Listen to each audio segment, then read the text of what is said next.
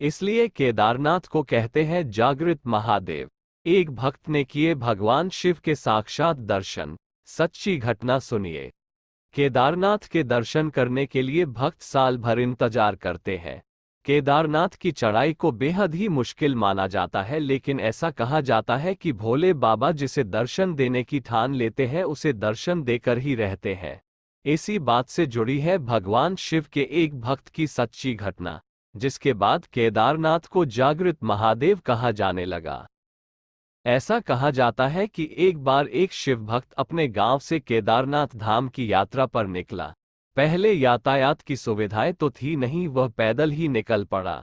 रास्ते में जो भी मिलता उससे केदारनाथ का मार्ग पूछ लेता और मन में भगवान शिव का ध्यान करता रहता और भगवान शिव के दर्शन के लिए चलता जाता।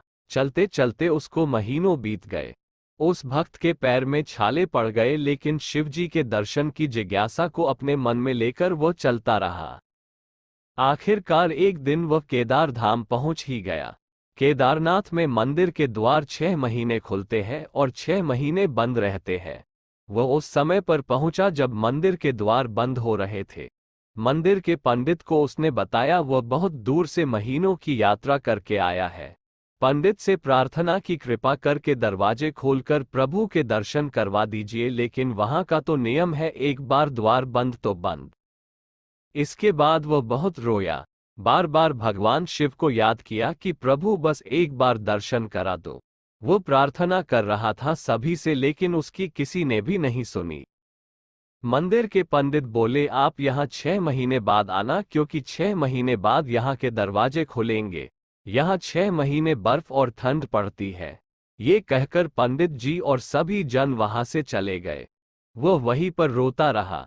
रोते रोते रात होने लगी, चारों तरफ अंधेरा हो गया, लेकिन उसे विश्वास था अपने शिव पर कि वो जरूर कृपा करेंगे और उसे दर्शन देंगे। उसे बहुत भूख और प्यास भी लग रही थी। उसने किसी की आने की आहट सुनी। देखा एक सन्यासी बाबा उसकी ओर आ रहे हैं। वह सन्यासी बाबा उसके पास आए और पास में बैठ गए। सन्यासी बाबा ने उससे पूछा बेटा कहाँ से आए हो। उसने सारा हाल सुना दिया और बोला बाबा जी मेरा आना यहाँ पर व्यर्थ हो गया। बाबा जी ने उसे समझाया और खाना भी दिया। फिर बहुत देर तक बाबा उससे बातें करते रहे। बाबा जी को उस पर दया आ गई। वह बोले बेटा तुम चिंता मत करो, मुझे लगता है सुबह मंदिर जरूर खुलेगा, तुम दर्शन जरूर करोगे। और फिर बाबा जी से बात करते करते बातों बातों में इस भक्त को ना जाने कब नींद आ गई। सूर्य के मध्यम प्रकाश के साथ भक्त की आंख खुली। उसने इधर उधर बाबा को देखा, किंतु वह कहीं नहीं थे। इससे पहले कि वह कुछ समझ पाता उसने देखा पंडित आ रहे हैं अपनी पूरी मंडली के साथ। उसने पंडित को प्रणाम किया और बोला कल आपने तो कहा था मंदिर 6 महीने बाद खुलेगा, इस बीच कोई नहीं आएगा यहाँ, लेकिन आप तो सुबह ही आ गए। पंडित जी ने उसे गौर से देखा, पहचानने की कोशिश की और पूछा तुम वही हो जो मंदिर का द्वार बंद होने पर आए थे, जो मुझे मिले थे, 6 महीने होते ही वापस आ गए। उस आदमी ने आश्चर्य से कहा नहीं मैं कहीं नहीं गया, कल ही तो आप मिले थे, रात में मैं यहीं सो गया था, मैं कहीं नहीं गया। पंडित के आश्चर्य का ठिकाना नहीं था। उन्होंने कहा लेकिन मैं तो 6 महीने पहले मंदिर बंद करके गया था और आज 6 महीने बाद आया हूं। तुम 6 महीने तक यहाँ पर जिंदा कैसे रह सकते हो। पंडित और सारी मंडली हैरान थी। इतनी सर्दी में एक अकेला व्यक्ति कैसे 6 महीने तक जिंदा कैसे रह सकता है। तब उस भक्त ने उनको सन्यासी बाबा के मिलने और उसके साथ की गई सारी बातें बता दी कि एक सन्यासी बाबा आया था, वह लंबा था, बड़ी बड़ी जटाएं, एक हाथ में त्रिशूल और एक हाथ में डमरू लिए मृगशाला पहने हुआ था। पंडित और सब लोग उसके चरणों में गिर गए। बोले हमने तो जिंदगी लगा दी किंतु प्रभु के दर्शन ना पा सके, सच्चे भक्त तो तुम हो। वह कोई और नहीं बल्कि स्वयं भगवान शिव थे। तुमने तो साक्षात भगवान शिव के दर्शन किए हैं। भगवान शिव तो बहुत भोले हैं, वह अपने भक्त के कष्ट को बिल्कुल भी नहीं देख पाते और किसी न किसी रूप में अपने भक्त से मिलने चले आते हैं। उन्होंने ही अपनी योग माया से तुम्हारे 6 महीने को एक रात में परिवर्तित कर दिया, काल खंड को छोटा कर दिया। ये सब तुम्हारे पवित्र मन और तुम्हारे विश्वास के कारण ही हुआ है। इसी किस्से की वजह से केदारनाथ को जागृत महादेव बुलाया जाता है।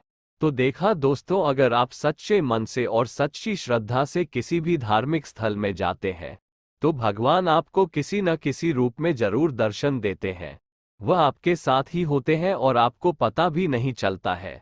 इसलिए भगवान सच्ची श्रद्धा और आस्था वाले भक्तों को दर्शन दिए बिना रह नहीं पाते हैं। दोस्तों, हमारा मूल उद्देश्य है कि आपके जीवन में खुशियां ही खुशियां हो और आप और आपका परिवार हमेशा खुश रहें।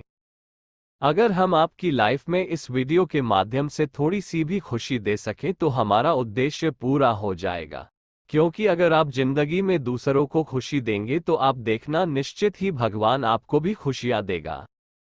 आपके सब्सक्राइब और बेल आइकन दबाने से हमारे सब्सक्राइबर बढ़ते हैं, जिससे हमें लगता है कि हमारी वीडियो बनानी सफल रही और आपको हमारा कंटेंट पसंद आया है, जिससे हम आगे भी ऐसी वीडियो बनाते रहें। हमारी इस वीडियो को लाइक करें और अपने यार दोस्तों में जरूर शेयर करें, जिससे इस वीडियो के माध्यम से उनके जीवन में भी खुशियां आए और सभी लोग चिंता मुक्त और खुशी से रहे। हम आपसे सिर्फ इतना चाहते हैं कि आप प्लीज़ हमारे साथ जुड़े और हमारे इस चैनल को सब्सक्राइब कर दे और बेल आइकन को जरूर दबा दे, जिससे हमारी वीडियो आप तक जल्दी पहुंच सके।